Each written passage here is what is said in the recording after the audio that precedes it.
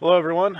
It's episode number 39 of SEO Unmasked. It's July 5th, 2018. Glad to have you with us. I'm Garrett Groff. I'm Vindoletto. Steve Brownlee. Yeah, another week. We're finally all back together. Yeah, I missed y'all. Vin's not on a train this week. He's usually on a train. Yeah. No, I'm not. Never. Yeah, sometimes never on a he's train. on a train getting a chubby over a chat bot and won't come on.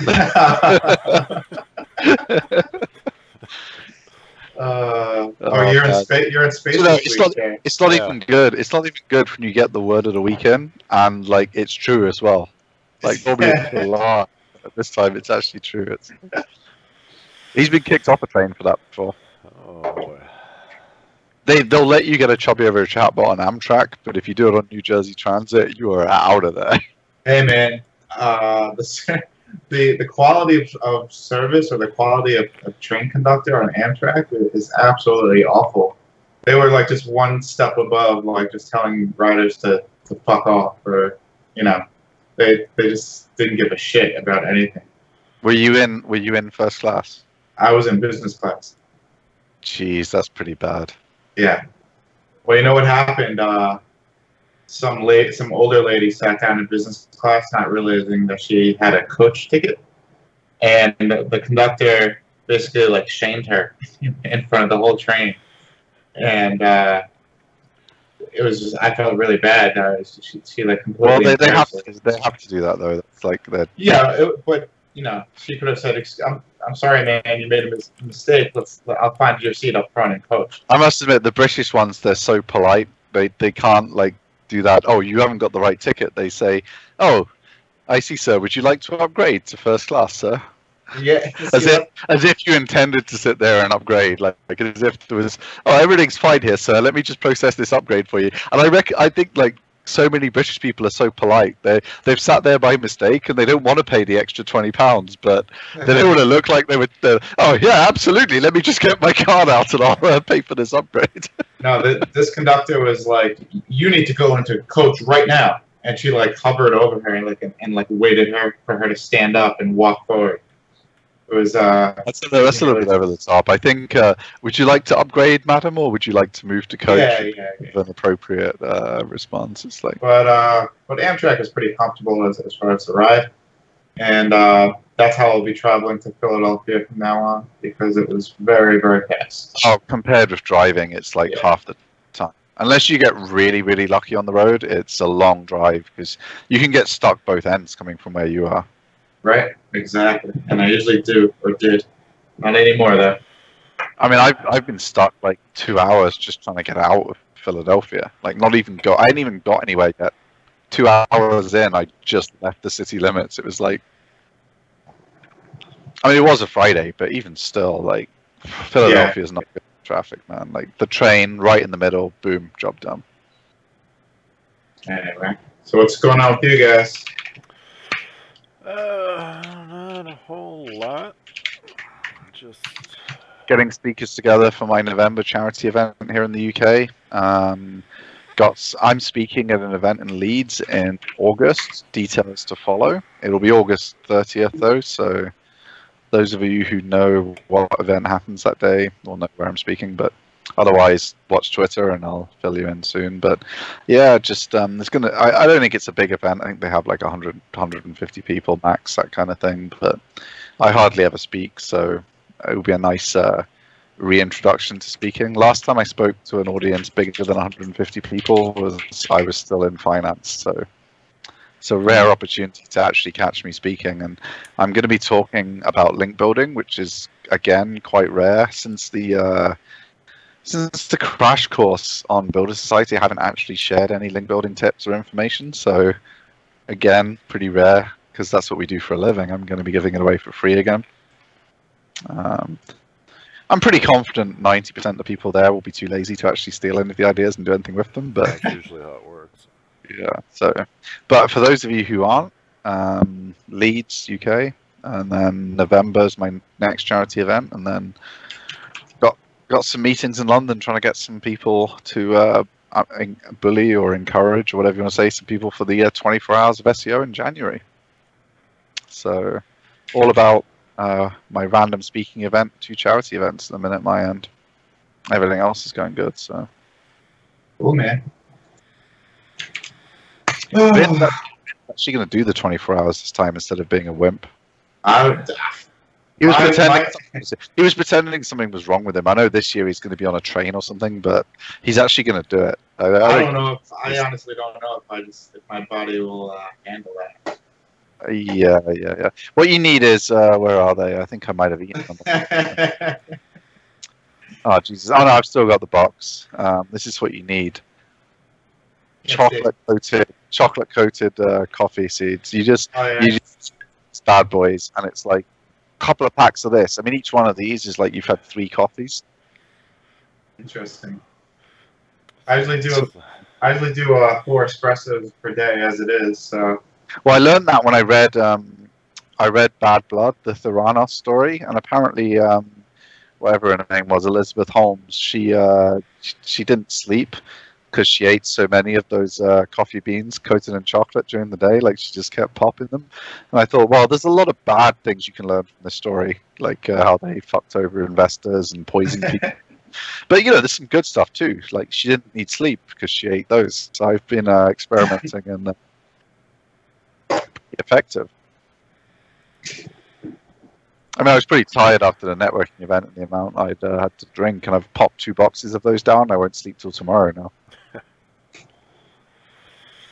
So you're going to do the crazy. You're going to go or not, Vin? I'm gonna have to build up my tolerance for sleep deprivation.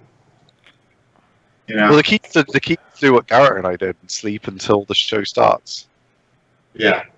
Like, don't be awake at like 6 a.m. or something, and the show starts at like 10. Well, less mistake. Last time I didn't get any sleep the night before either. It's fucking awful. Yeah. I don't know how you did it, man. I mean, I was struggling because of the time zone. If it had finished at 9 a.m. UK time, it would have been an easy cruise. But it was that like. So I suppose you're pretty much in the same boat as I was. That like 10 till 2. The next minute was pretty hardcore. We got lucky actually. We had some of our like fastest talking speakers the last 3 segments. Which is kind of I mean, that one guy, he did like 450 slides in 36 minutes or something. I was Tom Casano. He just like really he woke you back up again because it was just like epileptic fit time when you were going. He ripped through some content. So he was pretty cool to kind of have the second last. Yeah, it'll be fun this year now that we have one under our belt and we can kind of build upon what we did last year. Get a little bit more organized. Well, we're going to start promoting it now. Yeah. We've just started promoting it now. I mean, 24hoursofseo.com. I mean, last year, including the t-shirts, we finished just under $6,000. The target was 15. This year's target's $25,000. I think we can actually do it this year because, let's be honest, last year, the sponsors and Charles Float put all the money in. Like, all the money came from the event sponsors who we're super grateful for, and Charles Float for betting Nick Eubanks to wear a trainer on his head for his presentation. We're eternally grateful for Nick Eubanks for turning up. When he actually put a trainer on his head to get an extra 500 in the pot, it was... helped out. That was pretty cool. Although I guess when you've just bought 2 agencies, I mean, why the fuck not pop that trainer up there? I mean... I got to, that's why I went down to Philadelphia. I hung out with those guys last week. And went out to a great dinner. This place called Jackson BYOB. You know that place when you go down to Philly? It's a great little, like, family-owned, like, 5-table restaurant. And we just sat there and killed some wine and had some good food and talked about SEO. Sounds cool. Yeah. I'll have to come join you guys in Philly one time. How about you guys come join me in New York and we go out in the city and have some fun? Yeah, well, My next time over is like when you're in Florida first, like before we go. Yeah. So like, but oh, we're doing PubCon Miami, by the way. When is that? March. Oh, okay. That'll be my That's first one for next year. cool. Gonna hit I'll- it pretty next year, I think. Try and do a few.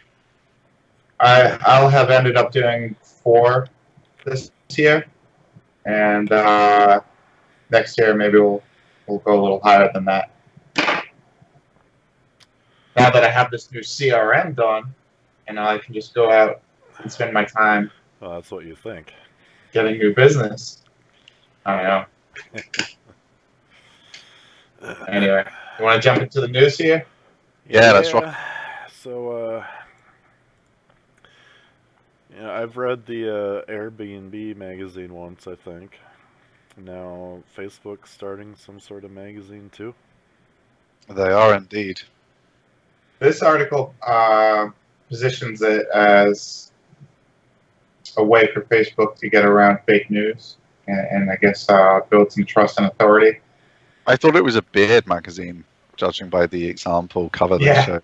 Like, it's called Grow, and there's a guy with a very healthy beard there. I thought it was like a beard oil tips affiliate site or something they were launching in print form. So, Right? what's the general idea? Facebook says you can't trust what's on the platform, but we're going to give you this magazine, and you can trust it. Well, I think that's what this article is trying to say, but it's kind of obvious. It's just like a diversification of their marketing channels. You know, they're digital now. They got to go to print and just capture more of an audience. I mean, in all seriousness, I think it makes more sense for Airbnb because it's like, with Michelin, the tire company, obviously, they did the restaurant guide as their like media play, and it was, every restaurant, even now, all these years later, like 2 generations later, restaurants want to be Michelin starred and be in the guide. Yeah, that's a big deal. It's just, it's really made a big, and so Airbnb, So what it makes the same is kind of Facebook sense. putting in this magazine? Or beard tips. Well, let's look it up. Facebook Grow. I'm sure they have an online version. So I mean, it makes a lot of sense to me for Airbnb to do it because they're a travel brand, and I can see people like if they're covering all these When I locations. think about it with Facebook, all that really comes to mind is they're just doing some sort of roundup every month, which is fine, but I don't know. I just don't see it as valuable as like a company like Airbnb doing. It's not niche enough. Like Airbnb does travel. People love travel. Like I can see that being 10 random topics in this magazine instead of like 10 super focused articles of the magazine. Well, it's 10 extreme left liberal like. I just pasted the digital copy. Okay. I'm going to be wrong now, and it's going to be like Trump is amazing. The Millennial Whisperer is the first article I see. Craftworks. The Millennial Whisperer. Okay. Recipe for the perfect disruptor. Oh boy. Confessions of a serial entrepreneur. So it's business focused, I guess. But also, I guess it's aimed at their advertisers, isn't it? More than anything. So how do I get this delivered to my house? I don't recommend it. Well, isn't that the Do you really want to know where you live? Okay, how does somebody get this delivered to their house? Because I don't see an option to... Probably spend money on advertising on Facebook more than we do. Like the $100 every other year that we spend probably doesn't get us on their free subscription. About Facebook Grow. Grow by Facebook is a marketing program that started life as a small event in the English countryside 3.5 years ago. The traditional brands and disruptive newcomers, creators and creatives that we are privileged to work with every day. I think that you pay to be included. Well, looking at the articles here, there's literally not one of these I would click if I saw them on Twitter or Facebook or anywhere. Yeah. So I think like the criticism in the drum that they're not going to have good enough writers and they're not going to actually write thing anyone wants to read so far is pretty. I know the Drum words it a little bit more diplomatically than I just did, but if you read the Drum article, you'll agree that that's the general gist, like Garrett just alluded to a few minutes ago. This is not like any kind of proper media produced thing where even if I read media that I disagree with, which I do on purpose quite often, just to get a balanced view on things, like I read The Guardian even though I'm a conservative, because I like to read the opposite viewpoint to understand where they're coming from, and like I'll find, 5 to 10 articles a day I'll read in The Guardian. Even though I disagree with them, I still like find it interesting, the headline and what they're talking about and the analysis. There's none of these articles look remotely interesting about anything. Right. Yeah. So I feel like they've got a lot of work to do with this, whatever it is. Whereas I think the Airbnb mag, like just looking at their front cover, like it's kind of, I don't know, it might be quite interesting to see their article about Havana. Like I've never been to Havana. Have you guys been to Havana? Like, see what it's like. What people are up to. This magazine kind of seems like it would be like found at a doctor's office on the table, or at the local deli. Yeah. Just they distribute it for free and nobody actually reads it, but it becomes like something to put your coffee cup on. Anyway. Yeah. So Grow is free toilet paper for marketers who Facebook ads. What do we got? This Hamlet Batista Twitter update. Well, what's this? So, everyone's been making a big deal that mobile first indexing is coming, and there was, I don't know, I guess you could say a group of people that just have never cared. And there was also a group of people that were promoting the fuck out of it, saying you have to do this, you have to do it, you have to do it. Well, it's not even mobile first, it's AMP specifically. Oh, right, yeah. You can be fine in the mobile first index without AMP. Yeah, sorry. And now it's like in the SERP, the AMP version, if it gets delivered, is going to tell you to get the Google app. And it's kind of like a slap in the face to everyone. Yeah, you have to click, like Twitter kind of crops the image. If you click the image to view, you'll see what Garrett's talking about then. Oh, yeah, I see that now. Right at the top there. And I think they're going to put some ads there. Like I think it's only a matter of time till Android has ads in. Yeah. Like as well as the suggested app, it's going to be like recommended by Google will be underneath, and half your screen will be used up before you even see the thing that you just loaded. If you use Chrome. There's a new while we're on this, there's a new Firefox. I can't remember what it's called. 1 second. Someone's trying to say that this is a bug in Safari on iPhones, and Safari tries to make you open stuff, which I can kind of see. I haven't tested it, but I mean. Oh, I don't know. I'm pretty suspicious. I would think it's not. Google's not done this on. Yeah, I don't know. But yeah. How many of your clients actually use AMP? Nobody. Nobody, right? Yeah. Nobody uses it. I see it talked about a lot more in like the local SEO group. But nobody I really deal with, clients or otherwise. Well, the reason those guys are talking about it is because they don't know what they're doing. Yeah. So it's like, oh, this new thing must be the savior of local SEO. It's like, no, you should just already be number one. You got to get those 2,000 search volume a month. Those really difficult terms down here. Oh, what was that? Oh man, I won't say where you saw that, but yeah. But yeah, it's called. How do I see what this app's called? Firefox Focus. It's a new privacy-focused Firefox version for Android. Automatically deletes your history every time you sign in. Blocks all trackers by default. So it's probably the most aggressive blocking that's available on any mobile device now. Firefox Focus. It's kind of like you block Origin on the PC so aggressive it breaks most websites for you. So it's like a step down from that, but it's I don't know. I've liked it so far. It loads quicker than Chrome because it blocks everything that might slow you down. Is it mobile only? Yeah, I believe so. It's an Android app. Yeah. Well, I guess on desktop they know you can just install plugins to. Right. It's a big problem on mobile that you couldn't block everything very easily before, and now they're automatically blocking trackers and Java. You can block all JavaScript if you want on there as well. So it's like you can go full like ghostery if you want, or you can just block. The default settings are pretty decent. I haven't had any sites broken. It just blocks ad trackers, various types of cookie, that kind of stuff. It's pretty cool. Yeah, the most annoying thing about browsing on your mobile is when you're trying to read a news story or an editorial and pop-ups every fucking 3 seconds. So if they can eliminate that, that'll be helpful to me at least. Well, I mean, with JavaScript not running, it's kind of tough for much to pop up on you. So, yeah. I mean, I'm loving it so far. It's much quicker than browsing, especially when you're out on a 3G connection. It's much quicker, or LTE or whatever, like you guys call it, 4G. I don't know, whatever. Yeah. It's much better. You got no shit loading, no scripts, nothing draining your battery for no reason. And you don't get asked to open in the Google app if you visit an AMP page either.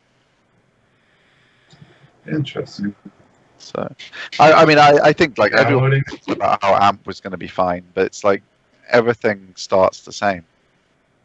Yeah. There's going to be 7 ads up there on Android soon. Like, open in the app. Here's our recommended resources, and like you're not even going to read the original article you clicked on by the time they're finished. I mean, they'll say they're not going to do it. Oh no, of course we're never going to put ads on Android and all this kind of stuff. But it's just the slippery slope of monopoly. Like, it's just them and Apple, but you either have an Apple phone or you don't. So there's no real competition. They're either people who buy an Apple phone and just buy one every time, or you're on Android. There's no competition to Android in the non-Apple space now. Right. Okay.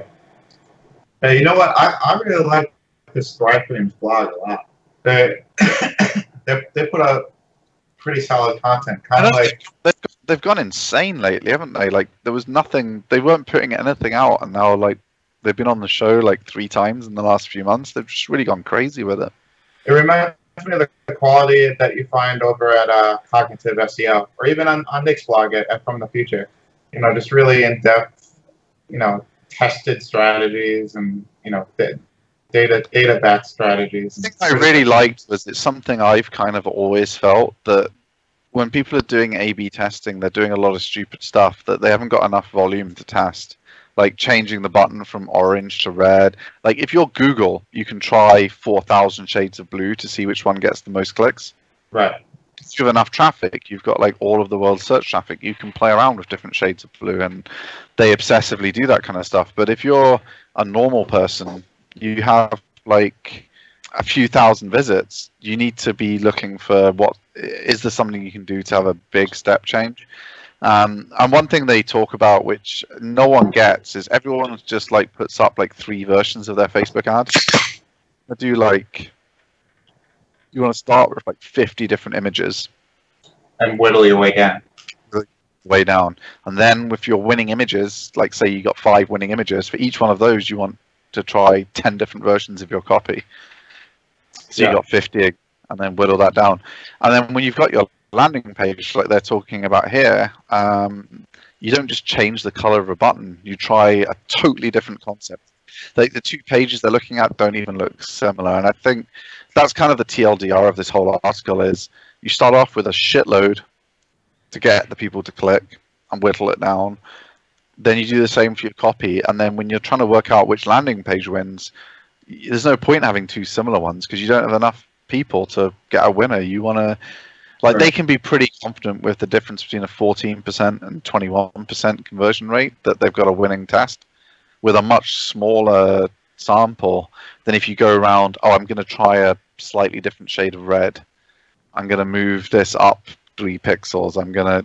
You do all those tests and you get all these 2% wins, and then you finish the year and you've got no gain in your conversion rate because none of them were cumulative, none of them were statistically significant.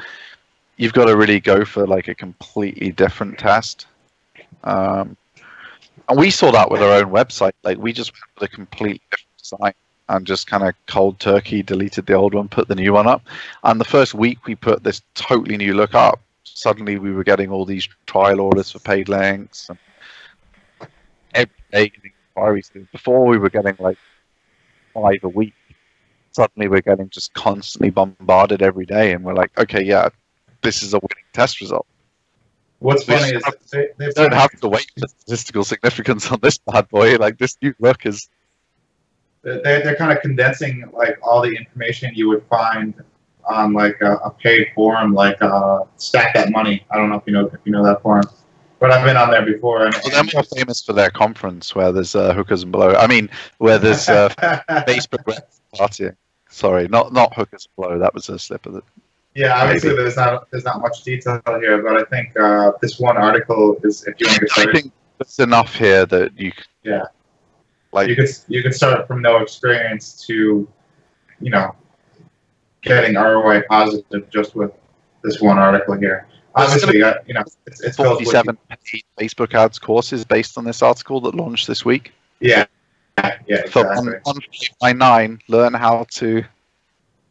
But obviously, that they're pushing doing this stuff with Thrive products, which is fine. But you can extract the concepts from this article and use anything you want. Oh yeah, I mean, you could do this in ClickFunnels, you can do this in Thrive, you can do this in Divi. They're the 3 that I've used, but I guess there's loads more. There's probably like 50 page builders now for WordPress. And this kind of ties in nicely to the other article too, with what is it? The conservation of intent. I don't know. You seem like you have a pretty good grasp on that. Like you were saying, like multiple small tests don't add up to a big win. Is that the point of this one? It's slightly more in depth than that, but yeah, I mean, they kind of start by mocking the kind of idea that if you basically, what they're saying is what we all know. If you have a culture where having winning test results is rewarded. Who was it that said the saying is as soon as something is a measure, it's no longer a good target. As soon as you make a target a monitored measure, it's no longer a good target. Right. Some business leader said that. I forget who it was now. That's kind of what they're talking about here. So they're talking about where teams have got like, oh, we've got to get a winning A/B test results. They changed the button to red, and they stop the test as soon as it shows a 5% gain. Yeah. It's like, because that's what they're incentivized to do: show these winning games over and over again. They're also saying that your audience has a built-in percentage of high intent and low intent visitors. Yeah, that's one thing. I'm kind of going from the top now. Yeah. The second point they make is around external case studies. So we've all seen this at conferences. So you've got a conversion rate optimization company, and they've done like 4 million tests last year or something. Yeah. What are the 3 that they share at conferences every time?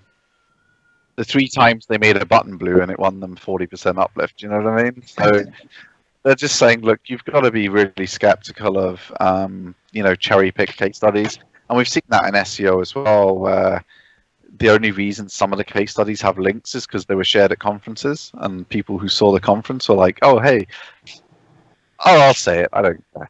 Hey, Distilled at the conference showed this great WordPress guy.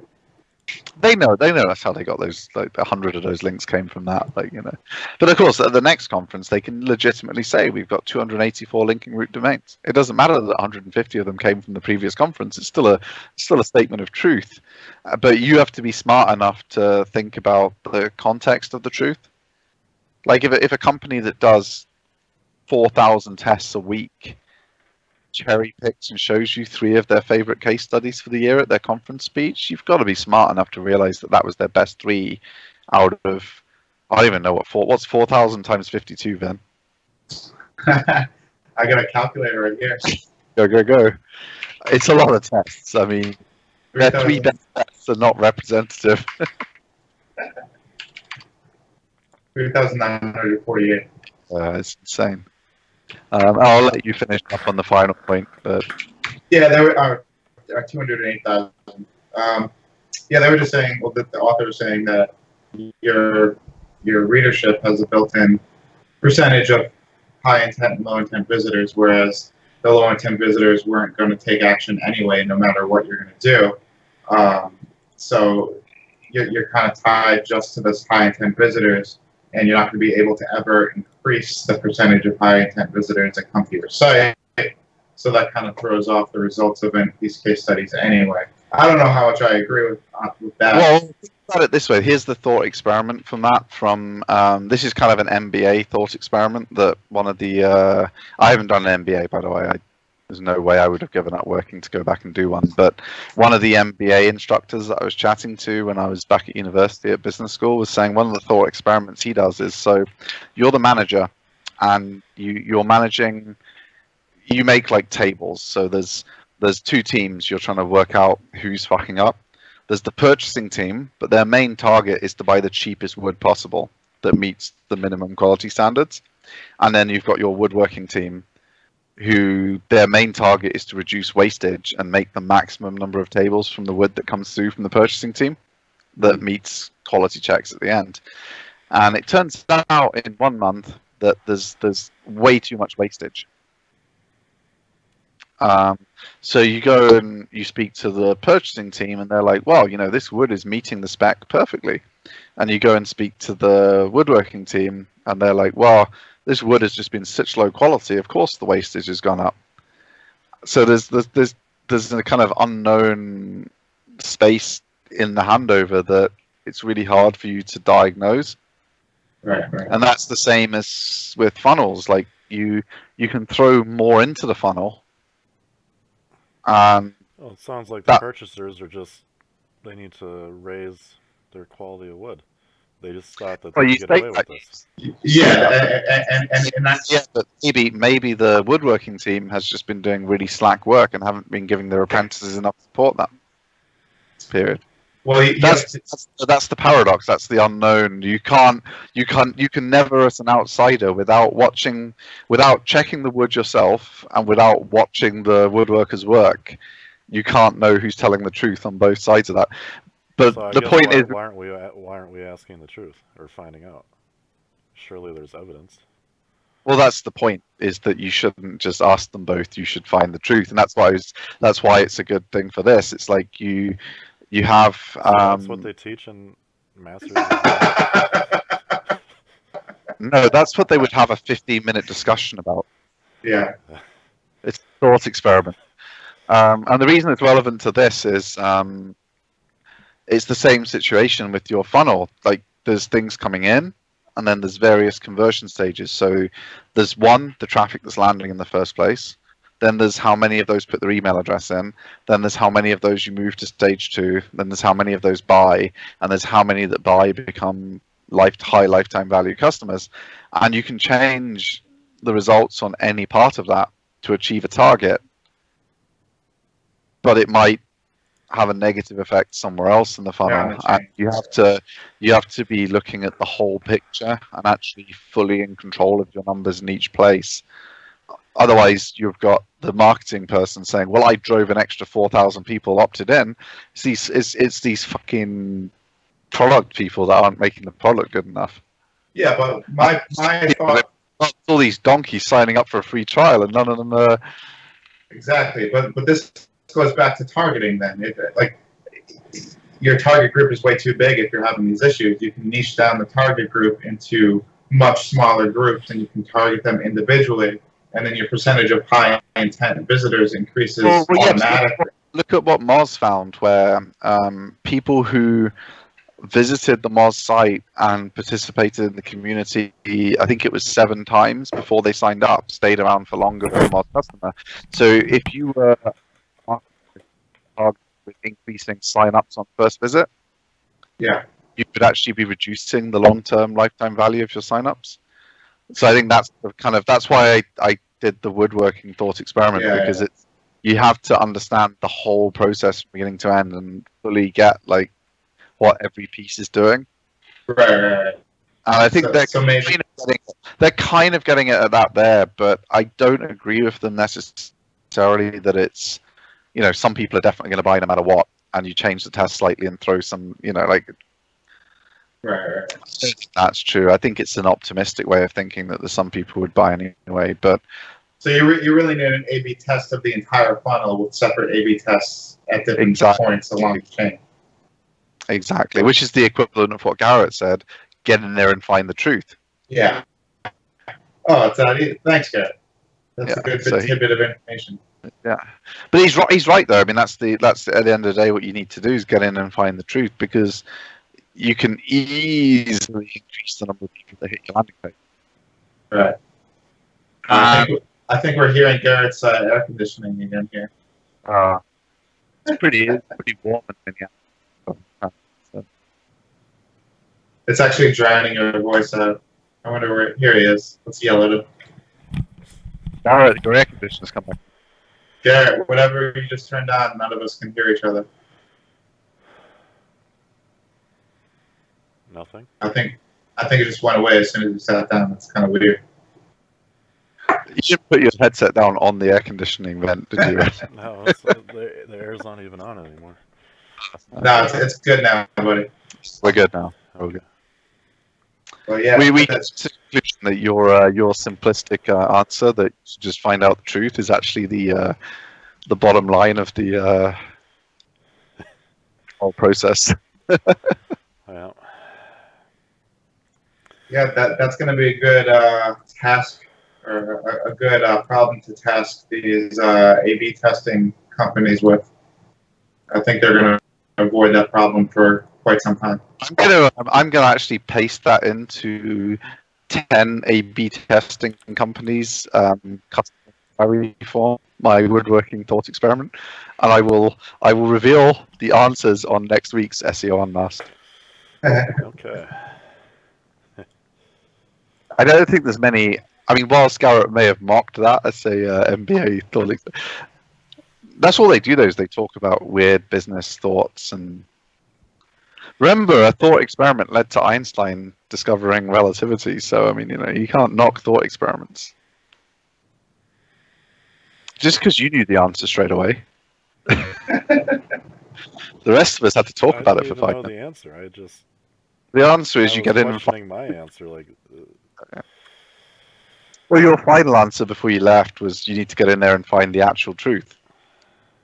Everyone else, like what they're trying to catch people is because everyone who does these MBAs thinks it's all about numbers. So like they get loads of really retarded analyses and spreadsheets showing different. The point is you're not meant to do any of that. You're meant to figure out how you can get the truth. Like is what's causing the wastage. Not can you analyze the break-even purchase price that would make it less fucked up, which is what most MBAs do in their first month. So you're already a month ahead of most MBAs, Garrett. Well, you're actually 10 years ahead of them because you actually have a business. Well, I applied to some online MBA courses at. Oh, online MBAs are a joke. Well, one was from the University of Maryland, and then one was from the University of Michigan or something. And I was looking through the curriculum, and I don't know if I've ever mentioned this, but people that get like finance degrees, it kind of blows my mind what they've actually learned. Is it nothing or everything? It's literally nothing. I did a accountancy and finance degree. It wasn't necessary to turn up to get a 2-1 with honors. Yeah. Well, all I know is I drank so much my second year. I basically had to get just below a first-class degree in my final year to pass, and it didn't take really that much extra effort to go from failing to getting a 2-1 with honors on average when I put my points up. I mean, one of my exams, I didn't actually go to the course at all. I had no idea what it was about. It was international business. The guy appeared to be some kind of fucking liberal, which I didn't really like his attitude. So I didn't go to any of his lectures because he kept waffling on about minimum wage all the time. And I was like, "This fuck off! I don't want to listen to this shit." So I just stopped going. And then I read the Financial Times the day before the exam, figuring just read the international section. That'll give me some case studies to talk about. Whatever their questions are, I'm sure I'll be able to shoehorn in what I read on today's FT. All I did was for each question, I wrote about what I'd read on that day's FT. With my own opinion about it, of course. Like I wasn't plagiarizing, but it was just, there's a topical story. Let me think about that and write a whole thought piece about it. Well, when I got a really good grade for that piece. That was one of my best ones. All I did was see what was in the news that day and then think about it a bit. When I took the course and took the test for the Series 65, which is the regulatory exam to become a registered investment advisor, you're just memorizing legalities. Yeah. And Don't even talk to me about the investment and mortgage advice exams. It's like they're like children's exams. Well, I gave one. An ex-girlfriend of mine was a chemist, and I gave her the paper. She got 94%, just using common sense for what she thought the right answer was for the whole investment paper. She got 94% in a mock paper with no practice, without me in the room. I wasn't helping her. I just told her, pick what you think's the common sense answer. She got 94% in a professional investment advisor's exam, so she'd have passed with distinction. That's how it usually is for insurance exams here. But the Series 65 is pretty intense, but it has nothing to do with giving financial advice. It's just the rules about giving financial advice. So they give you the license, and you can go and manage somebody's nest egg or everybody's nest egg. Do you want to know how giving financial advice works in the UK? You're going to laugh at how ridiculous it is here. So I would say to you, so Vin, what's your attitude to risk? Would you say that you would like to, go balls to the wall? Would you like to, maybe take a little bit of risk, but, not too much? Or would you like to be completely safe? And then you answer that question, and then I have a chart with all the funds that are available, and they're in those sections. And I just tick a few in the section based on your one answer and recommend those funds to you. And that's how independent financial advice in the UK works. I know loads of IFAs watching. There's none of those fuckers watching. If they were watching, really angry, and they'd be like, "Oh no, that's not how it works." Well, that is how it works, because if that's not how they give advice, they're non-compliant according to FCA's rules, and they can get fined. So that is how they're giving advice, because they've got no choice. We would do a risk profile too, but my point was that to start practicing, you need to know absolutely zero about how to manage money. You just need to know how to not get in trouble with the state or the regulatory commission. It's a sales job, not an advice job. I'm not selling mutual funds. I had to build a portfolio, and so stock analysis, bond analysis, the market analysis. You don't learn any of that, and then you just kind of figure it out. Luckily, you get sponsored by a firm, and then they show you and slowly help you along. But as far as the legality of it, you could be somebody else. I met a guy who is a stockbroker at some fucking donkey firm over here. He was trying to tell me that they do 60% a year for all of their clients. I was like, yeah, I don't think you do. Yeah, let's jump back on track here. Garrett's yelling at us. Yeah, so the big gossip last week with Neil Patel and Audience Bloom and a lot of their other clients, they all got outed pretty hard. We're not on Neil Patel yet. Huh? We're on Zero Hedge, aren't we? Oh no, yeah, BuzzFeed. Sorry, I clicked the wrong one. So, well, for those of you that don't know, BuzzFeed News came out and outed this company, Audience Bloom, which is a link seller, and all they were doing was going to contributors on editorial sites and greasing their hands. To the correct legal phrasing, Ben, until they were allegedly. I'm sorry. Paying off the writers to get links in editorial sites. And then BuzzFeed News goes on to allege that Mr. Neil Patella was a big user of this, and he paid for links, and that's a big part of why he's gained the type of popularity that he has right now. Well, I don't think they're suggesting that his notoriety has anything to do with it. It's just obviously he has coverage that appears to be fake. Yeah. Did you guys know of this company, Audience Bloom, prior to this? Neil Patel.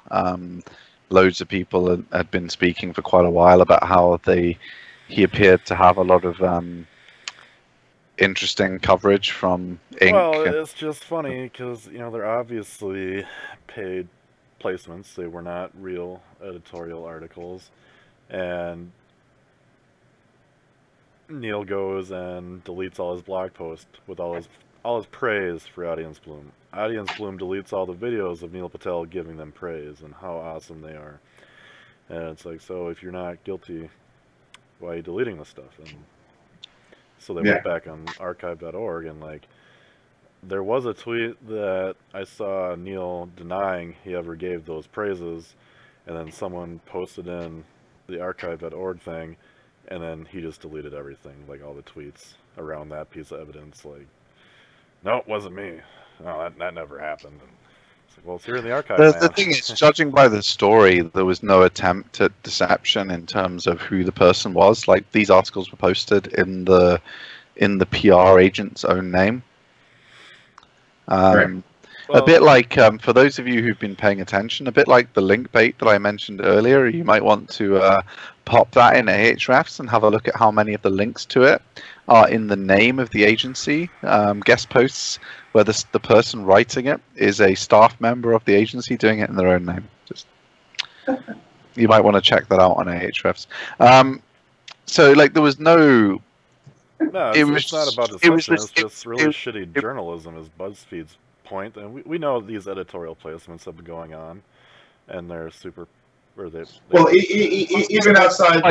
What my point was is it's not the same as those ones where someone has bribed a random contributor $500 to write it. This is a PR company where the person is just literally written it in their own name. I think that's slightly different because Forbes, I don't think it's different. At the end of the day, the only reason those articles are getting written is because they're getting paid for the links. Yeah, but the sites that are hosting them know who the person is and are still accepting them. Yeah, like, but they've totally lied about their intent. Yeah, but if you've got a contributor who writes 50 real articles... But this guy never has. Read the end of the article. Every single one of his are bullshit. We just need to take a pause for a second and look at the first comment. Our buddy John Stover's comment number 1. He goes, meanwhile, I can buy links on BuzzFeed for $150 all day long. Sometimes way cheaper than all that. Where's that? He got the first comment on this article. It's funny. Oh, that's amazing. Thumbs up, John. I think if you kind of take a broader perspective on this and any type of editorial news, there's, whether it's public knowledge or not, there's always going to be people paid for an opinion. Well, it's like on Men where they send the guy a case of whiskey to get the news story. Like, I've seen, there's journalists, I won't say which publications because it's useful information for those of us in PR. There's, if you ever look at journalists' Twitter accounts, sometimes they will specify their interests in such a way as to make it clear what you need to send them. Yeah. Like, that's my point. Like, I've seen an actual bio. I write about LBQT news and I love whiskey. Yeah. That's not the exact bio. I'm not giving you the one where you can Google it and find who I'm talking about. Neither of those things. But like, swap them for other things, and there's loads of those out there. They tell you exactly what you need to send and what topics that they'll write about. So you know the topic. If it matches your client, you send them the gift that they're asking for in their Twitter bio. I mean, we don't do that kind of PR because, it's just not what we do. It's not our business. But if it was, It's pretty easy. My point was that as long as the editorial exists, these shady deals will exist. Oh, yeah. And I think everybody knows that. So that makes me feel that this article in particular was somewhat of a specific witch hunt for, Could be. going after these specific people, and which makes me think that maybe this was purposely leaked. I'm just guessing here, but this is common knowledge. It happens, Right. and I think the reason they pushed it so hard, I think Neil Patel would have gone under the radar on it quite a bit if he hadn't threatened to sue them. But I think when he threatened to sue BuzzStream, that turned what was going to be originally, he got like a little mention in the article. He kind of turned it into something bigger. Yeah, you can't. If you threaten to sue a news outlet, you're kind of just goading them to write about you in full. I would strongly recommend you never threaten to sue a news outlet. Like Theranos threatened to sue when the news went against them. Just do it. Yeah. Well, yeah, but if you could actually just do it, then you wouldn't have to threaten them. Patello also said that he would be fine with having a third-party accountant analyze his books to prove that he didn't pay for these links. But come on, this guy has multiple. Paying a retainer. Yeah. Then poopers. What did you say? Everyone in the accounting industry knows who I just meant. I'm not naming them by name. Poopers. For those of you who didn't hear it. One of the big five, boys. You can guess which one it is. That's what everyone in accounting calls them. Well, they actually just got fined another huge amount. No 5 years goes by without a big fine for poopers. My guess is now that this audience bloom is pretty much out of business. That there's going to be. My guess is it will have no impact on them whatsoever. And I was going to say that various new companies are going to pop up over the next 3 months, and there will be a new audience bloom, or just audience bloom under a different moniker within 3 months. Oh, it just depends how many of their personas get burned and what they have access to. I'm sure they have huge reach, huge amounts of personas on each publication, but it's how far are they going to look into it?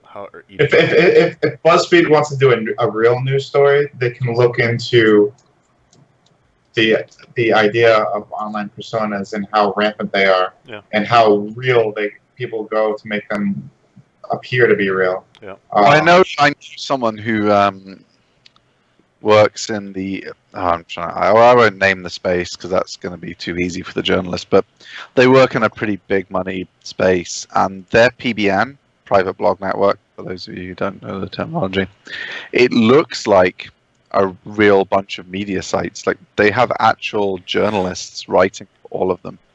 Yeah. If you visit one of their sites in their PBN and read one of the articles, you wouldn't know you weren't reading a real news article. They have journalistic standards, real editors, faking this kind of contribution. Like if you just spank a link to Neil Patel in some random fucking article, it's super obvious. But some of their attempts were pretty subtle, like listing him amongst other tech entrepreneurs and stuff. Mm-hmm. He obviously doesn't fit. He was too junior. But if you did if they'd written an article about SEOs instead, and he was one of the top 30 SEOs or something, no one would blink an eye about him being included. So it's just about being smart, and you can make the fake look really real. And there's people doing such a good job of it. They're virtually running a media empire.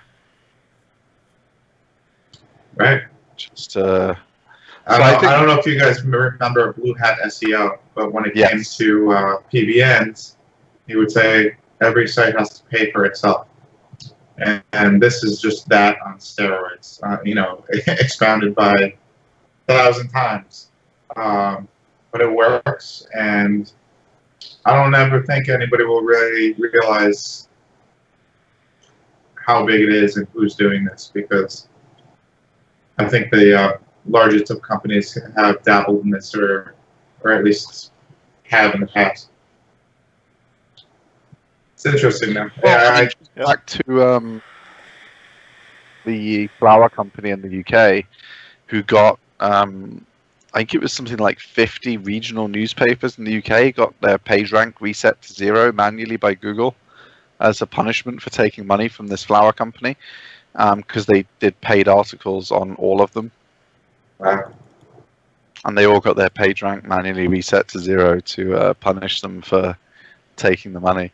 So the biggest brands, and that was a big brand, you know, like if it was in America, it would be like a Fortune 500 company.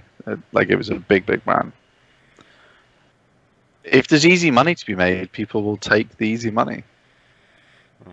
Because no one was harming anyone other than Google. Like they were just it was just to manipulate the rankings, wasn't it? Like that's all they were doing. Right. Neil Patel was getting that sick authority. Just like Rand Fishkin's getting all of his links from Moz now to his new business. Yeah. Got to mention it once in the show. When me and Garrett, Tweet actually this week. Some more of his logical. I won't bore you guys. I like to keep him up to date on his logical inconsistencies. when me and Garrett were up at the Search Summit a couple of weeks ago, we were online for lunch, and people were actually singing the praise of SparkToro in trending. Well, then they have serious mental health issues. I don't like to make light of people that have serious mental health issues. It's sad. But they probably shouldn't be taking clients' money and doing consulting. Most agencies should not be. I definitely. Anyway. Yeah, Alright, so it was number one on SparkToro. Zero Hedge has a number of 200. I'm glad I'm looking at SparkToro trending first to see what's we're number not one. That shit. I don't want to hear about it. Like, I just don't care what he's doing. He's gonna lose more money. And look at this. It's not even interesting. These articles. Go on, fire away, Garrett. Well, it's your article. So, Zero Hedge said there's 247 dead cryptocurrency-related projects, including, the actual coins themselves, any kind of shoot-offs like that, and numbers probably just getting bigger. What was the big one that they said it was? They're comparing it to the biggest Ponzi scheme of all time, or is that just in the crypto world? Yeah. So, BitConnect was huge. Like they had this massive conference and famous investors. It was basically like Vin might just be old enough. I don't know, maybe not. BCCI. No. Bank of Credit and Commerce International. So they just promised 30% interest, and they were laundering money for the mafia and criminal organizations around the world. BitConnect was promising the same kind of insane returns. It was like you just put your money in and you get 30% guaranteed kind of thing. Needless to say, there's 830 dead cryptocurrencies though. That's kind of interesting. I do think cryptocurrency will find its place in the world economy, like in the long run. But right now, my opinion is it's a shiny object, and as an investor, you don't go after shiny objects. You go after. Bought a train with it though. According to Garrett's Facebook post, you bought a train with cryptocurrency. Conductor Vindoletto. All right. The whole train. How much was that? Like a $14 million purchase? I mean, you must be doing it right. You're just trying to keep the secrets from us. Like you're buying trains and telling the rest of us to keep away. It was 2 Bitcoin. That's how much it cost.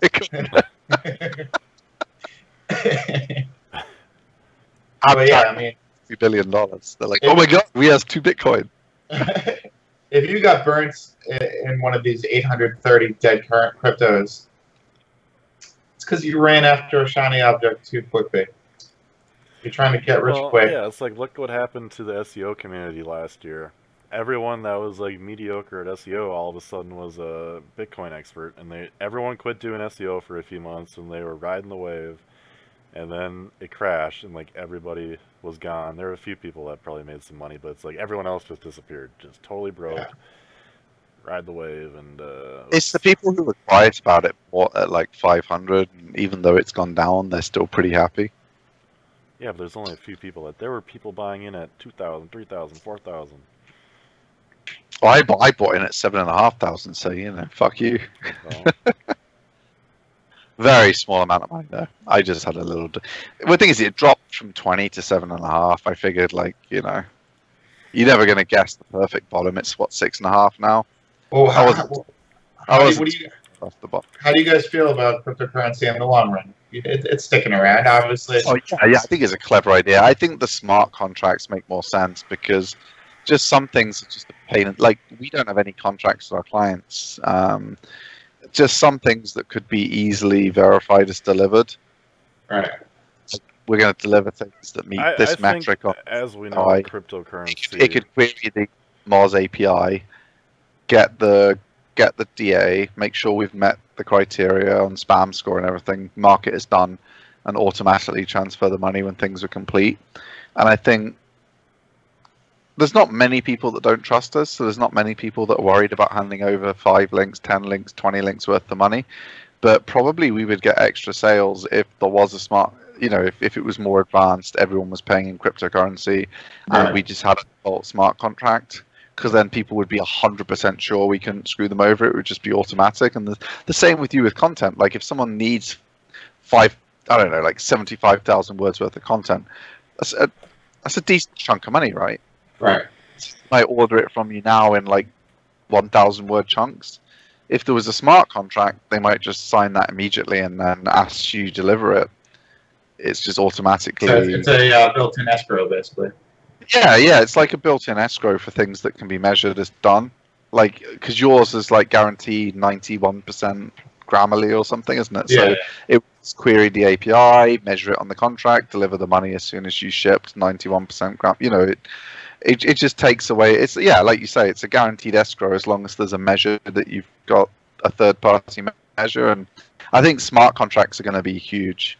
It's going to make life. I think the problem right now is just adoption.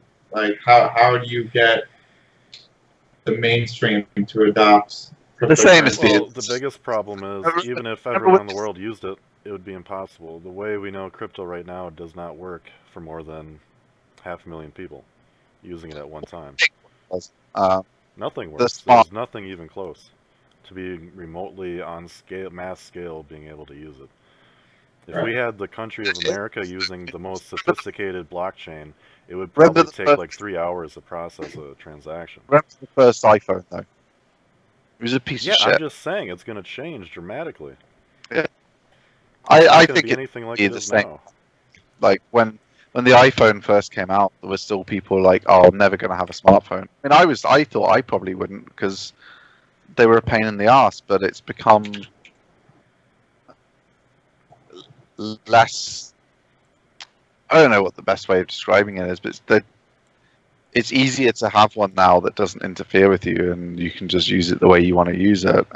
They've become cheaper and better than they were. Like, it's not just this shiny toy that doesn't really do anything. Like, I wasn't paying for a phone that was like an iPod that doesn't phone very well. Like, the new iPhones are clearly better than, only just maybe, but still, they're better than an iPod that doesn't phone very well, and the same with the Android phones and stuff.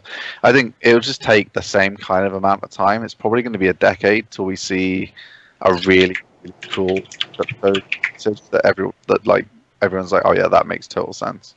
Yeah. And then that's when that happens, that's when I'll start investing in cryptocurrency, because there's obviously something to base my investment on. And too late. Like, you'd be investing in Apple once it already hit 1,000 a share. You know? I think it would go a whole lot higher once the adoption rate is mainstream. But we'll see. There will always be investments, and if I were to bank my future on a big win, I'll be waiting a long time. I mean, my investment isn't directly in crypto anyway. I bought shares in Germany's biggest cryptocurrency exchange, Bitcoin.de. And I think in the long run, they're so profitable. It doesn't matter what the price is in the end, as long as some kind of cryptocurrency is traded in Germany at some point in the future, I'll make money on that trade. That's my kind of feel on it. It doesn't matter whether it's Bitcoin, it doesn't matter whether it's Ether, it doesn't matter what type of smart contract wins. As long as some kind of cryptocurrency is traded in Germany and they keep making millions in profit like they are at the minute, that stock is going to be worth something. So I've kind of just, I don't know which coin's going to win, so I've just backed an exchange. And I'm planning to hold that for like 20 years plus.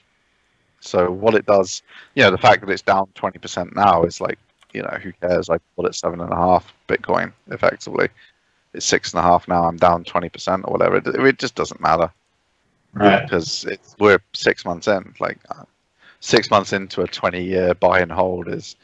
Because I agree with Vin. Like at some point, something's going to happen. But like Garrett said, right now, don't expect any exciting news in the next 2 years or something. Because I mean, how slow were the Bitcoin transactions at one point? Like almost a day to verify when it hit 20,000, and it's dropped back to like 2 hours now. That's insanely slow when you think that I can send you money on PayPal and it will be there in 4 seconds. Right. Even an Ethereum transaction I did a few months ago took half a day. Jesus. Crazy. Yeah.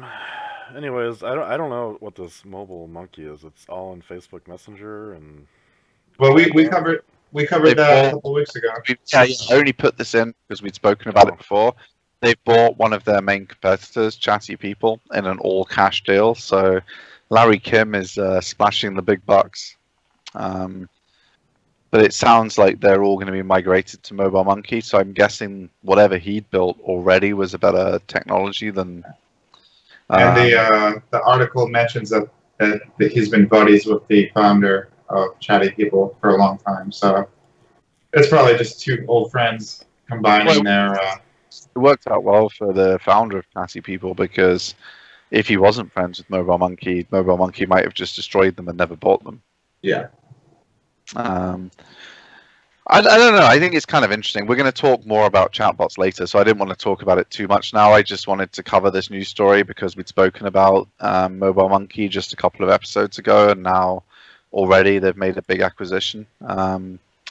Larry Kim, I don't know if you've seen him speak. He's kind of super shy and nervous, but he shares like really good tips.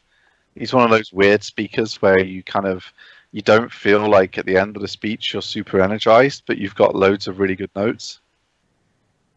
When he speaks at conferences, you end up with like 9 pages of good shit, but you feel like it was kind of yeah, he's an interesting guy. Very, very, very, very smart. But I hear you, man. He's the opposite of Will Reynolds, where you feel energized when he finishes talking, but you've got like nothing written. Yeah. You've literally nothing down. Because he did the same. All hype and no substance. Yeah. Larry Kim's the opposite. Like he's deceptively valuable to listen to. Sure.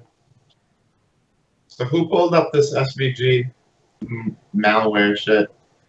Oh yeah, I shared this one. Yeah, I just thought it was kind of interesting. Like everyone's putting like cryptocurrency mining malware in everything now.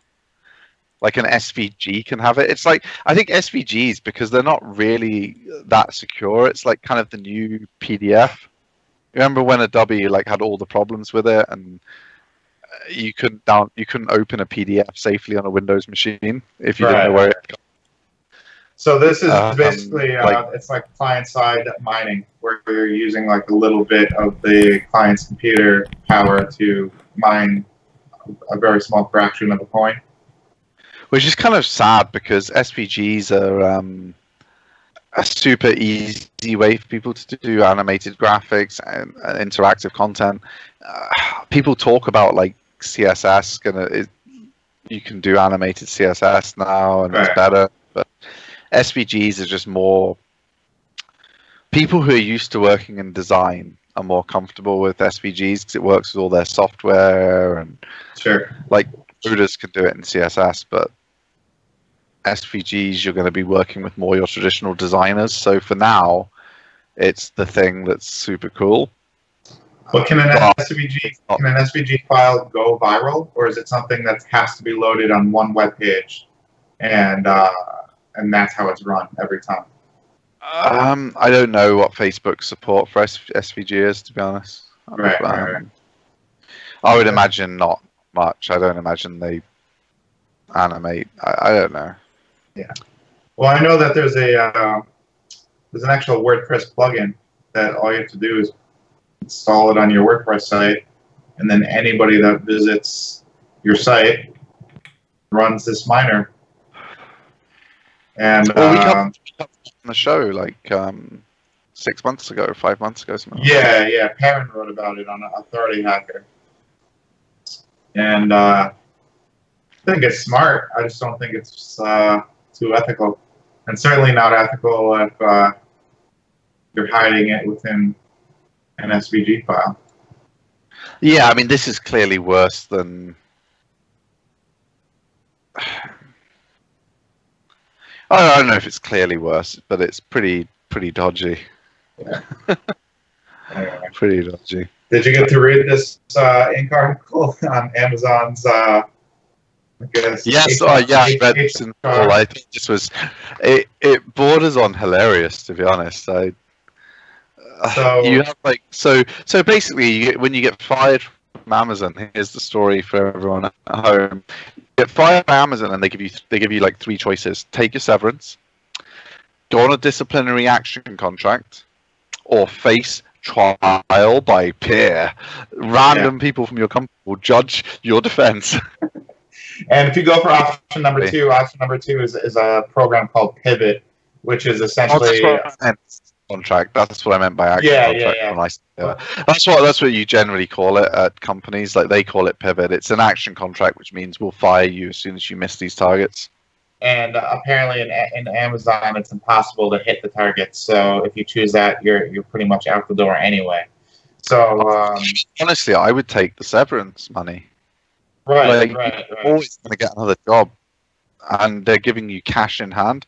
You know, they say a bird in the hand, people. I mean, come on. Yeah. It's like they want you to take the severance. They don't want to go through some fucking Ponzi court or give you some fucking action contract and go through the disciplinary process. And with the severance they want package, you to just take the money. You're probably walking away with a good reference too. Because you didn't go through disciplinary, they're not going to give you a bad reference. So you haven't been through disciplinary, so they'll confirm your start date, your end date, and that you were never disciplined there because you've left with a voluntary severance. You just take the severance, but yeah, I just thought this is kind of mental. Like, so option number 3, it's their response to the public opinion that working at Amazon is the work life is very poor.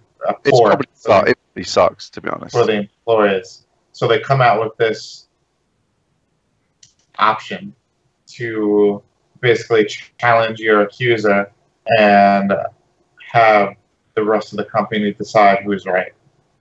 I mean, it's kind of funny. It's funny, and it sounds like the woman that chose this woman, Jane, she chose it and she won.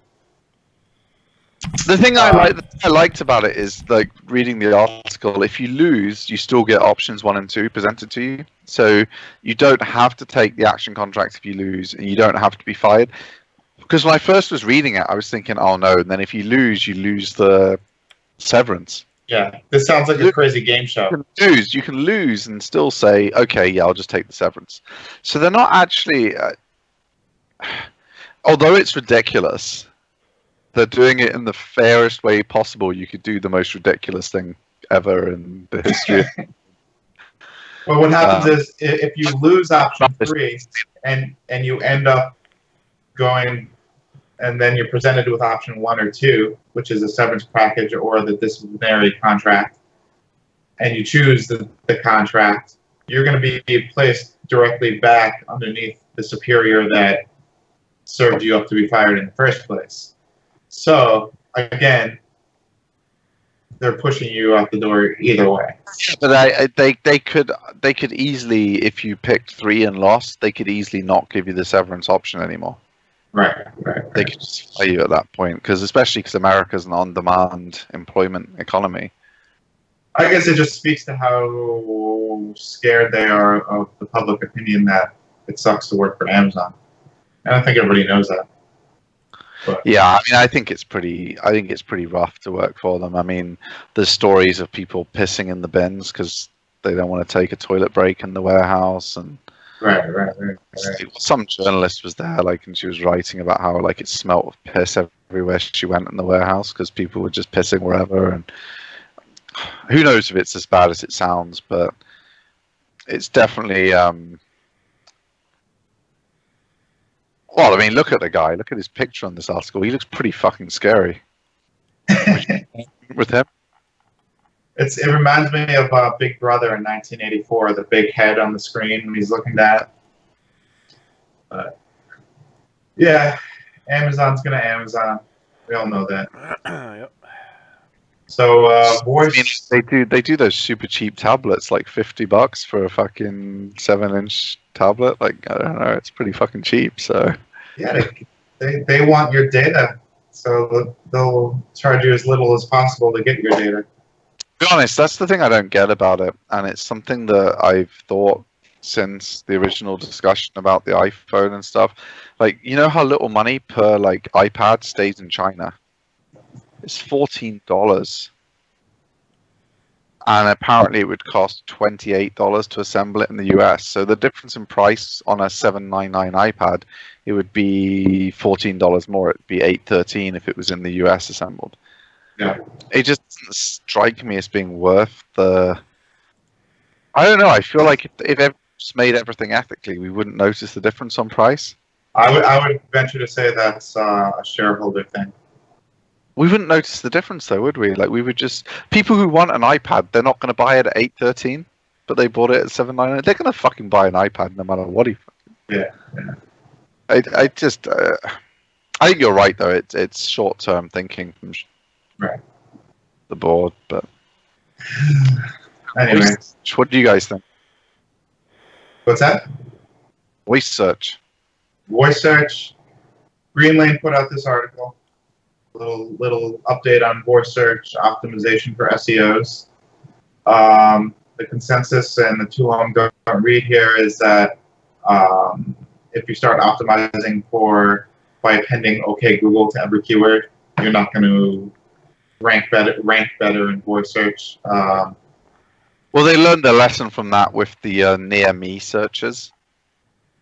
Do you remember that in local? Yeah, plumber near me or like, restaurant near me. And stuff like that. You know, like Google's learned their lesson from that, I think. The consensus is if you're optimizing for semantic search and rank brain, you're already optimizing for voice search. So I think I've beaten semantic search to death on the show, so I'm not going to get into it. But I guess my question for you, when I posted this, I thought I would ask you: do you think you'll change anything as a content agency in terms of what you recommend your writers do as voice search becomes more popular, or do you think the best practices that you've spoken about, for example, in the 24 hours of SEO and all that kind of stuff, do you think those best practices are just going to carry forward into voice search and it's not going to make a difference? I think there will be a little bit of disruption as far as word agents specifically. We just execute on the client's direction. So, the client is already giving us the semantic search words, the keywords to target, the angle to take.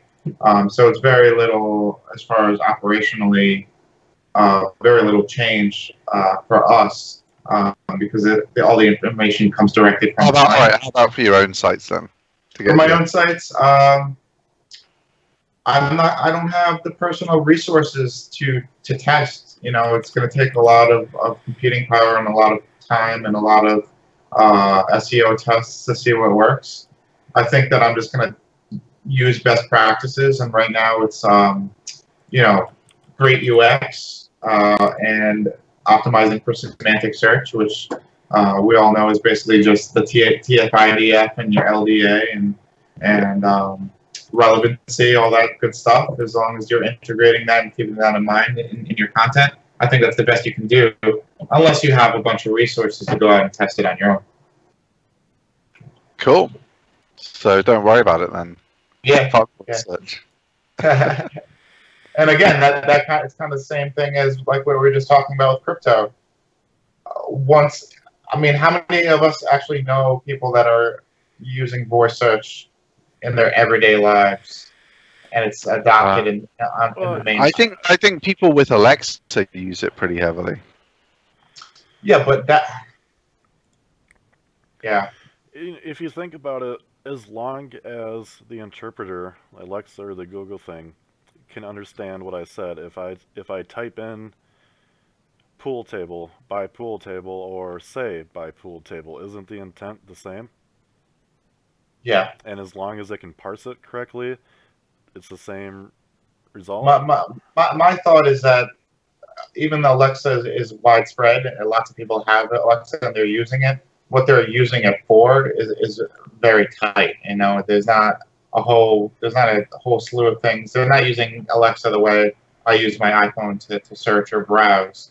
They're using it to order dinner, turn the lights on, turn the volume up, and get a phone number for a dry cleaner down the street. I think that's a really good point. Like, you don't use voice search when you want to read something in depth. Right. You want to read it. Like, we don't. Audiobooks are a niche thing. Like, not everyone does them. Yeah. I think there's definitely a space for proper, like, you search in voice in your car and it reads the article to you while you're driving. I think there's going to be a thing where people do that. When I don't think anybody from our generation will ever adapt voice that way. I think it's the upcoming generation of young kids, the same way they're growing up with the smart boards at school, and the same way that everybody has a laptop. It's just gonna be ingrained in their culture, and I think that's gonna be the tipping point when those kids are in college, and then it's widespread, and then we'll see the opportunities of how we can use that for marketing. But until that happens, I think I'm just gonna stick with best practices. I agree with you. I don't think we're gonna. And it's like a Moz study not even a few years ago, like a year ago, showed that whilst mobile search has been increasing massively, so everyone was like, "Oh, mobile is going to kill desktop search." Right. Mobile search has increased, and it might be bigger than desktop search now, depending on how you measure it. Desktop search has continued to grow every year since desktop search became a thing. My guess, based on very little data in front of me, is that different channels for search are going to be niched to different. Yeah, I think they're all going to increase. Like, there's going to be more voice search than now. There's going to be more mobile search than now, and desktop search is still used for different functions, is what I'm saying. Desktop search is still going to grow. Yeah, like all of them are still going to grow. So you can't really, you can't just make a decision now. Like, oh, I'm going to go full voice now and just do Alexa skills. I don't think you'll ever be able to do that as a marketer. I think that's what I meant. Like, you can't just. Yeah, it doesn't make sense. Like, but you should totally, if you've got the inclination to do so, you should totally write an Alexa skill. Right. Just like if you had the inclination to do so and your business made sense for you to do so, you should have written an app. Right. Like that student site we looked at, the Student Loan Hero. Like, I don't know if they have an app, but an app would make sense for them. And an Alexa skill for their members would make sense as well. Like, they can say, "Oh, how am I doing this month?" and they can give them the rundown. And and by the way, there's a great refinance deal with. Right. Like it just makes sense to add these things on if they make sense for your business. But if your business is providing long form written content, and you don't have an app or you don't have something you can interact with voice, then it's difficult to see how you should just kind of shoehorn it in for the sake of it. So what it comes down to is, as a business owner or as a marketer, you have to pick the marketing channel that's going to be the most efficient for your resources at that time. Yeah. And there's e-commerce businesses that like Facebook ads plus a ClickFunnels landing page with upsells is massively more profitable for them than SEO. Right. And there's other businesses where they're going to build $1 billion company with SEO and not doing any Facebook ads at all. And it's down to their decision on what's right for their business and what's going to convert for them. Like, because you look at some of the products that sell the Facebook ads to, you know, I say ClickFunnels, but add in Thrive themes, landing pages, Unbound, you know, any of the other landing pages. Compared to Shopify, with the big advantage you've got when you do that kind of landing page building instead of just sending them to a shop page is you've got all the upsells and downsells, so you can advertise to survivalists some new knife and you can be like, buy this knife for $3.99 as a special offer, but then you upsell them a $300 pair of night vision binoculars. Yeah, You're not gonna, SEO is not gonna make that funnel work. That's the kind of funnel that Facebook ads as your channel, so that's your channel. Instagram might become your channel next year or something, because Instagram so the people that are fear mongering, you're behind the curve because you're not in voice or you're not on whatever platform. They're just full of shit, and they're probably not actively practicing marketing themselves at all.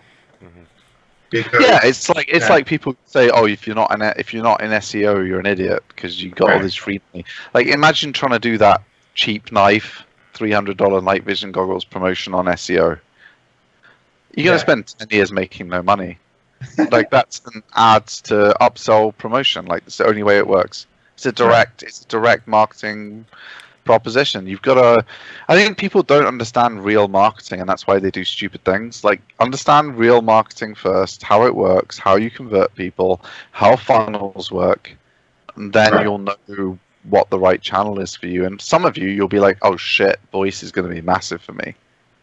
Yeah. Get to voice then. If you don't think, oh shit, voice is going to be great for me, don't just, oh, I've got to get into voice now because people are doing it. If you've got no fucking idea how you're going to get into voice, what are you going to do? Right. Imagine a word agent selects a skill. Imagine trying to take your orders by voice on Alexa. I mean, come on. It just doesn't make any sense. Like it. Yeah. Some people might want to do it, but it would be like a really small percentage, and the orders would be really fucking confusing. And that goes back to my point. The only way to figure that out would be throw a bunch of dollars at testing it. And I know that that's not where my money is best spent. So, yeah, I'm going to ride on the coattails of somebody that's going to figure it out for me, and that person's going to make a lot of money. But so am I, after I know what works, or if it's going to work at all. So that's just my personal... Yeah, I think that's a good point. I think watching what people do with Alexa skills, people do with voice, and seeing what clever stuff comes out of it is the way to go. Right. I think that's a good way to leave it. That's a really good point, Ben. Watch the winners first and learn. Yep. So we got Google My Business. Yeah. Google My Business. Barry covered this, but Mike Blumenthal, that was on the 24 Hours of SEO. Google's rolling out within the GMB administration shit. They're going to tell you what queries people are using and how they found your business in search, specifically in local, obviously. So it's nice. You can see in this example, people were typing in Barbara Oliver or Barbara Oliver jewelry and either clicking on their... How have they got around the thing where they did the not provided for privacy reasons? Now they're providing this. I found it kind of weird that they've done the whole not provided thing, and now for local businesses they're busting out, oh, we're just going to tell you what the search keywords were anyway now. Well, maybe because, and this is a guess, with the whole GDPR, now that the last three digits of the IP are masked, it doesn't matter anymore. Because you can't track any individual. Yeah, that makes sense. Yeah. So I'll shut up now then. Good point. So on that note, are they going to start putting that stuff back into organic search? They have started on the new what do they call Webmaster Tools now? Search Console. Search Console, yeah. They've started to show keyword searching on Search Console and stats around that. It's still pretty hit and miss, and there's loads of people always tweeting, moaning about the lack of accuracy, but my take on it is when we had like 99% not provided a year ago, the fact that you've got some data is cool. Like, it doesn't matter that it's 80% accurate or something. It's still like something to go off of. Yeah, it gives you some good stuff to go off, and it gives you an idea. And you'll sometimes get some keywords in there that you didn't think about or you didn't know you were ranking for, and that can give you some ideas for related things on your site where you can add some more depth in the same kind of side slant. So Right. I think the more of this kind of data they can bring back anonymized is the better. But yeah, they're starting to do it on the national search as well. People are still moaning it's very inaccurate, though. I think they're probably worried a little bit about giving SEOs more data. You know, for the longest time they've wanted to remove data from our hands as much as possible. I don't know if that's really been their internal motivation or not, because they can obfuscate enough of the testing stuff. Because you know what it's like. I mean, we've seen tests where a really shit page, like a genuine pure spam page, has been replaced by a good page, and it's done a whole Google dance. Like they obfuscate test results so well. You have to wait a year to be 100% sure that whatever you did was definitely the right thing, and then you have to do it in a vacuum. If you did other stuff to the site too, you can't isolate it to one thing. I think at the moment testing is such a difficult thing to do in organic SERPs. I don't know if they're that scared of us anymore. Yeah. Maybe that's why the data's coming back, because they're more confident now that we can't use it for anything nefarious. It's just useful information. That one thing I think someone tweeted this, and I wish I could remember who tweeted it, but Google should just sell us page rank data instead of us all paying whatever we pay to Ahrefs, Majestic, and all these people. They should just give us all the backlinks they've got indexed and the page rank data and charge us for it. It's hundreds and hundreds of millions of dollars, and they'd wipe out all those businesses overnight, which is obviously sad for them, but it's pointless website. Yeah, exactly. Fuck Tim Siller. Like we've been talking like a couple of shows ago about the environmental impact of all the scraping that the tool providers do. It's like the same as like a whole city. Right. Power use wise, and like if Google just sold the data, they could have all the money and we could save the wastage. But that'll go directly against their mission statement of providing the best results possible. Oh no, it wouldn't. Why? How? Not at all. Well, they used to give the page rank away for free. It was against their interest to give it away for free. So just charge for it then. Other people are providing the data for money, and it's money that Google could just have. The data's available no matter what. Like, if Google doesn't sell it, Ahrefs has the second biggest crawler. They're ahead of Bing. They basically have the whole link index. Moz under Sarah Bird. Very key point there, people. Moz not under Rand. Moz, since Sarah Bird took over, now has the same size index as Ahrefs, maybe bigger. So they both basically have the index. So you get all the links. Yeah. Google has nothing to hide anymore. I don't ever see it happening, buddy. I don't know. Apparently there was a discussion like internally about whether they could sell it or not. Yeah. Good. I think they will. It just puts people out of business that are tool providers. I don't like tool providers very much. And wouldn't you love for us all to be buying our data from them? And then they don't have any tool providers providing an alternative view. I think it makes sense for them. I think I would do it if I was them. In my opinion, would be the day that they start selling the data is the day that that data is no longer useful to. How does SERPRU have it? I don't imagine Google's giving it to them for free. I don't know. I think SEM Rush has that same data also. I think Google's selling it already to tool providers. I think that's the first step of them dipping their toe into the water of selling their data. I think there's going to be. I think they'll sell it direct at some point to people who spend a certain amount. Yeah. And need a certain amount of data. It'll be API size customers only. There's not going to be like an $89.99 package, but the people that are spending. Well, do you think it's something as if this data is available directly, and we know Google as a search engine is not perfect? Does it if you're buying this data, and let's say it's as perfect as it can be, does that just put you in so much more control of being able to manipulate what maybe shouldn't be the result? Or, you know what I mean? Like, let's say right now You're already in that ranking #1. Yeah, but the stuff from the tool providers are less perfect than what it would be from directly from Google, and you could theorize that it's just one step closer to having more manipulation. I don't know. I mean, they used to give it away for free, and well, just it was PageRank, like, you know, with selling. Yeah, the link as well. Yeah. I don't know. I mean, I think the Moz and Ahrefs crawlers are so big now. There's not really any data they miss that you actually need or want. Right. I mean, 2 years ago, 3 years ago, definitely Google had more data than them by a ton.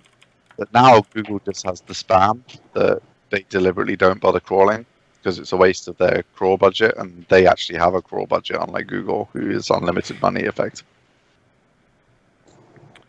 The extra data Google has, I would bet somewhere more than 90% of the extra data Google has on your link graph versus what you see on Ahrefs is stuff that Google isn't really counting anyway. Yeah, I agree with that. I would bet that. I think that's a fair bet to make. And I'll lose because it will be 89% or something in reality. But you know what I mean. Like I'm not going to be wrong by more than a couple of percent. Like anything that isn't on Ahrefs and Moz now, with the size of their indexes, probably Google's not counting it anyway. They're deliberately trying not to crawl total trash. Right. Like if Google's too good to be counting absolute donkey dick as part of your real links anyway, so I don't know. They've dipped their toe in. They seem to be selling the data to a couple of tool providers. I think if you're someone who's spending a few thousand a month on API access, I think you're the kind of customer that will probably be first in to get access to Google's direct data. I don't know how much those tool providers pay. I mean, I bet I don't know. I mean, I guess they're probably paying tens of thousands a month for the number of customers they've got. Like $1 an account, a couple of bucks an account, probably. I mean, that could be in SEM Rush's case. That could be like 300, 400, $500,000 a month. Yeah, it makes sense for Google to take that easy money. It would definitely be tied to the account, or number of accounts, like a user license type of deal. Yeah, it makes sense for Google to take that kind of money, though. I mean, it's like a few million a year for data that SEM Rush could go build their own crawler, or they could give the money to Google. It's the same cost to them. Google may as well just take the money. Anyway, Same with SERPRU. It's kind of interesting. We got to get the chubbies over chatbots here. Yep. Yes, yeah. We had a tweet from at SEO Bullshit, James Lovejoy, who said, "How about chatbots for the local SEO? Everyone's getting chubbies over them. Something for your group of dirty nutsacks to talk about on the show." I mean, I don't know about you guys. I wash my nutsack. I try to. Gotta keep it fresh, man. We're all virtually carried now. I mean, Vin's not banged the kid out yet, but it won't be long, probably. I give him 1 year. I reckon in less than 1 year we'll have a mini Vin knocking around. I think my wife would love that because the hints are being dropped daily. Yeah, exactly. So He might not even be able to hold out a year, to be honest. But I don't know too much about chatbots. I know that I get nailed with what do they call it, ManyChat,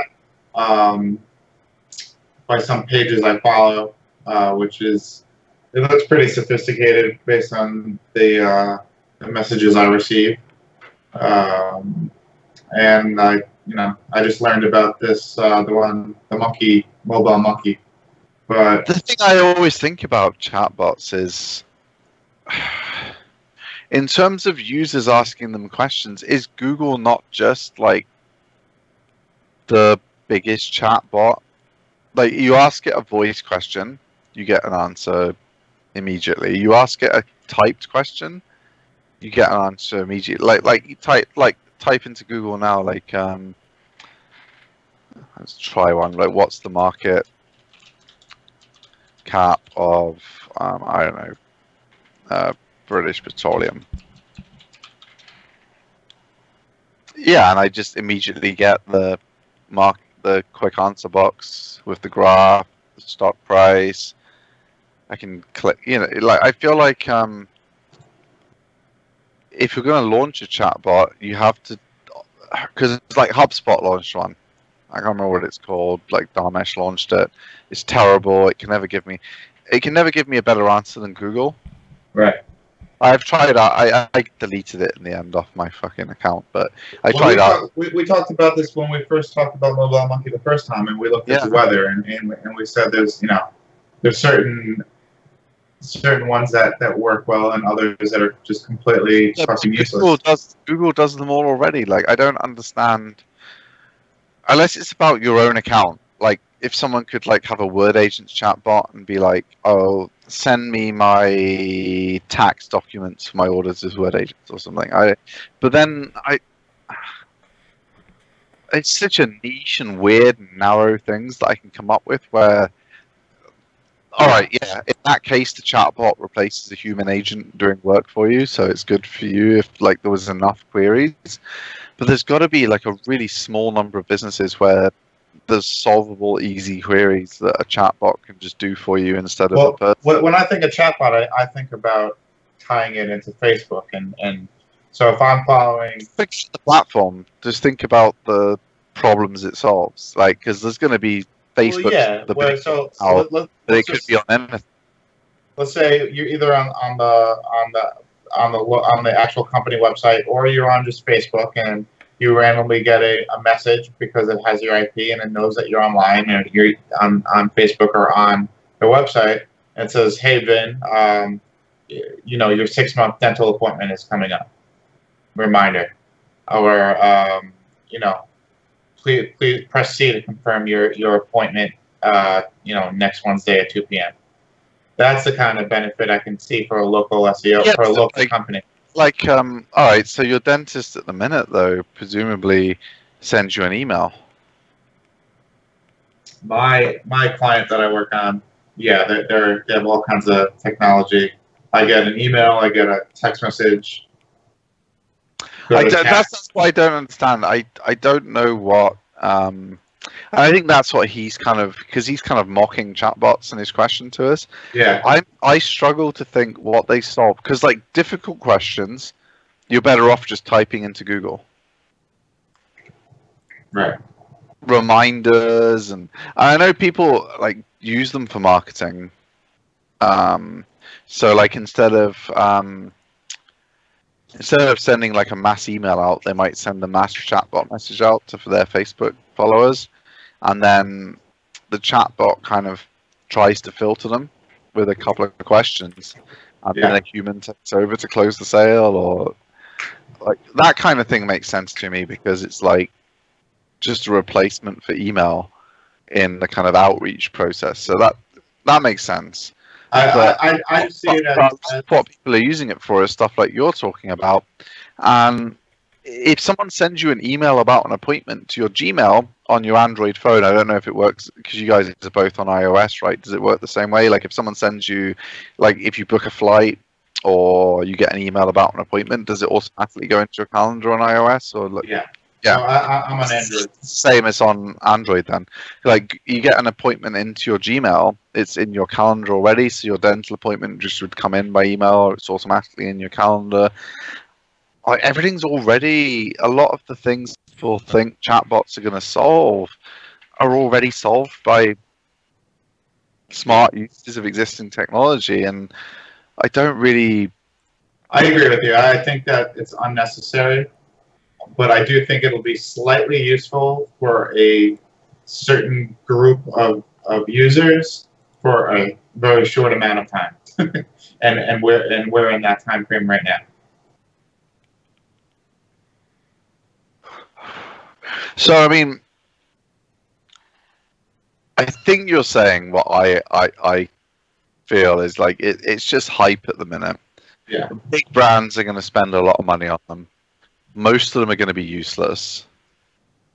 Right. Some people will find a really good use for them, but it's not going to be... It's not some like new epiphany where we're all going to be... It's gonna be used by like moms who don't understand technology, and they'll stumble upon it and they'll think this is the only way to get this information through this chatbot or through this chat tool, and they won't realize it's because they don't realize that there's a better option available. It being useful in medicine, like because I know in the UK there's this thing called 111 or something. I don't know.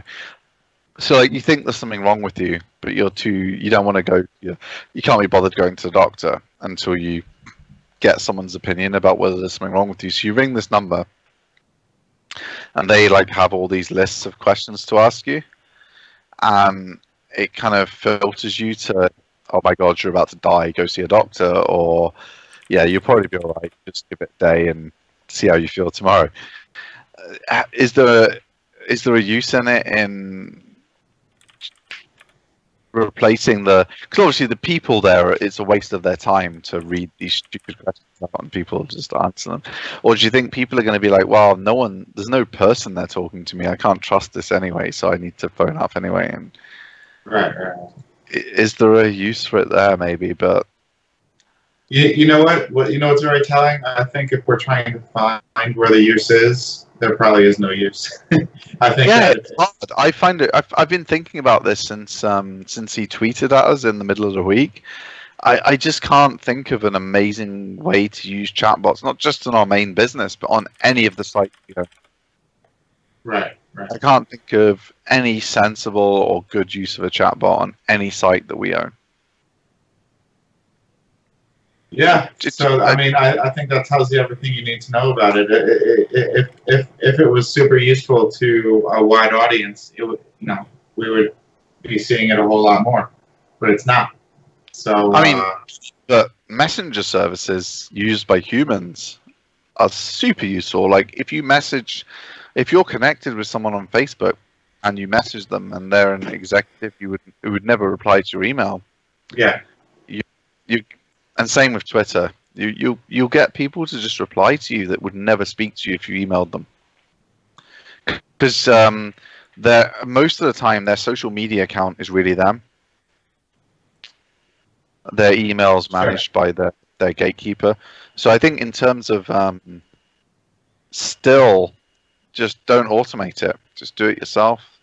If you want to talk to someone important on Twitter or something, don't dump them into your... who is it? Did we remember what the name of that company was that did the bullshit Twitter automation, Garrett? Oh, Socedo. SOCEDO. Socedo app. They like all of their staff follow you. I bet you've got like 5 of those bad boys following you then on Twitter. They follow you, they send you the same message, but they don't have any like deduplication, or they're just searching by keywords. Every works for Socedo is like they put in marketing, SEO, people in agency, and then so they follow you, then they send you, hey, Socedo app will help you boost your clients, and it's the same. Like that's not going to ever get me to reply, and more importantly, it's never going to make me sign up for their stupid app, because I don't want to embarrass myself and my team to embarrass ourselves the way they embarrass themselves by making it look like we're just following everyone in the industry and spamming them. But if I follow someone in the SEO industry and I'm like, hey, are you coming to UnGag this year in Vegas? Let me buy you a drink. If you are, even if they're not coming to UnGagged, I'll meet them at Brighton SEO then, or something else. Right. You'll start a relationship with them. Exactly, and yeah. It'll lead somewhere. They know it's me actually messaging them because it's something so specific, and I know I'm just encouraging all of you guys using Sacido now to like come up with really weird specific messages to automatically send people, but just fuck all of you guys. Send a proper message to people you want to talk to. I mean, Jesus Christ. Totally tangent, but how come there's no tool on Twitter to clean up the messages? Like, why can't I just like bulk delete all old messages? Oh, Twitter's deleting old stuff actually. Yeah, there's like some app where you can go through and clear up your history, but yeah, like Twitter's really retro on the. I think when people jokingly talked about the fire hose, I think Twitter thinks about it literally. Like whatever comes out the hose comes out the hose. Yeah. You can't even delete a message manually, right? You have to open it up. You have to click on the message. It's a slow process to clean up your Twitter one at a time. Like, well, I'm looking right now. You have to open the message, hit the information button for that single message, and then go down to the bottom and click delete conversation. And then it says, are you sure you want to delete the conversation? And you have to hit delete, and then it's gone. So it's 1, 2, 3, 5 steps to delete one message. Cool. That's very user friendly. It's a rough ride if you're Hillary Clinton, right? Yeah. All right. I think we got anything else going on? Well, that's it, huh? Any new software this week for review, or are we all? Am I using anything there? No. Other than the new Word Agent CRM that's going to be launching sooner than later. You plug that. Like, I can't wait till it launches because Vin's order system at the minute is like just like a retro form on a website. Like, it's going to be super cool to log in, upload your requirements, and you can order pieces of content, one by one. You can do it bulk by typing in manually bulk.